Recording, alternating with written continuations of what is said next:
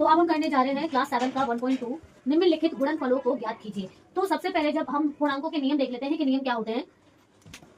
पूर्णांकों के नियम इधर देखेंगे के नियम पहले यहाँ पर समझेंगे। इस नियम के द्वारा हम क्वेश्चन को सॉल्व करेंगे। अब देखेंगे अगर दो पूर्णांक संख्या दी होती है और उनको गुणा करेंगे तो आंसर हमारा प्लस में आएगा, यानी प्लस प्लस दो पूर्णांक संख्या को हमने गुणा किया तो आंसर प्लस में आएगा।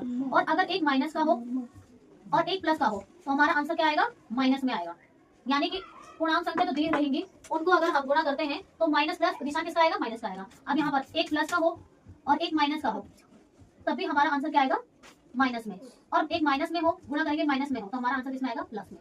तो ये है पूर्णांक के नियम। अब हम क्वेश्चन को सॉल्व करेंगे। अब देखेंगे यहाँ पर दे रखा है, आंसर करेंगे 3 गुणा माइनस 1।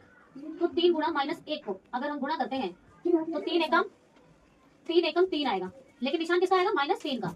तो 3 एकम 3 ये हमारा आंसर हुआ। ठीक है, अब हम देखेंगे क्वेश्चन नंबर बी। -1 गुणा 225 को अगर हम गुणा करते हैं, किसी भी संख्या को 1 से गुणा करोगे तो आंसर हमारा क्या आएगा, वही सेम आएगा। तो 225 एकम 225, लेकिन निशान किसका आएगा, हमारा माइनस का, क्योंकि यहाँ पर निशान दे रखा है। तो ये हमारा आंसर हुआ। अगला देखेंगे हम सी पॉइंट, माइनस आंसर है -21 गुणा -30।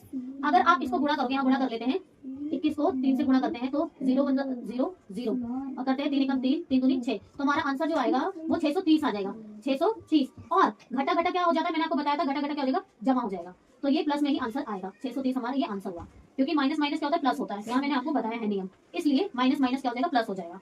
ठीक है, अब अगला देखेंगे बेटा, यहाँ कुछ डी वाला पॉइंट।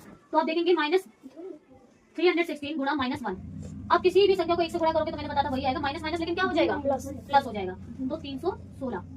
ठीक है, आप यहाँ पे प्लस ही रहने दे सकते हो। अगर आपको यहाँ पर जैसे मैंने बताया माइनस माइनस प्लस, तो प्लस लगा भी सकते हो, नहीं भी लगाओगे तो भी ये संख्या प्लस में ही मानी जाएगी। तो ये हमारा आंसर हुआ। ठीक है बेटा, अब हम करेंगे क्वेश्चन नंबर डी।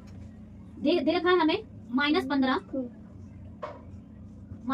गुणा 0 और गुणा, पहले हम इसको सॉल्व करेंगे। ठीक है, पहले हम इसको सॉल्व करेंगे, फिर हम इस वाले को उठाएंगे। तो 15 को अगर 0 से गुणा करोगे तो क्या आंसर आएगा, दीदी 15 को 0 से गुणा करेंगे तो दीदी 0 ही आंसर आएगा। ठीक है, क्योंकि किसी भी संख्या को अगर हम 0 से गुणा करते हैं तो हमारा आंसर क्या आता है, 0 आता है।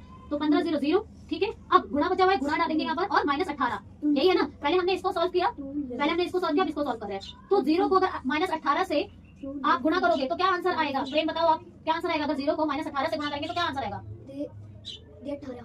गलत बेटा, 0 आएगा ना। अभी तो मैंने आपको बताया कि 0 को अगर आप किसी भी संख्या से गुणा करते हैं तो क्या आएगा, 0। तो आंसर अगर 0 को 18 से गुणा करोगे तो आंसर हमारा क्या आएगा, 0। तो इसका आंसर हमारा क्या आएगा, 0। आए बात समझ में, आपने गुणा के सवाल कर तो रखे हैं, फिर कैसे गलत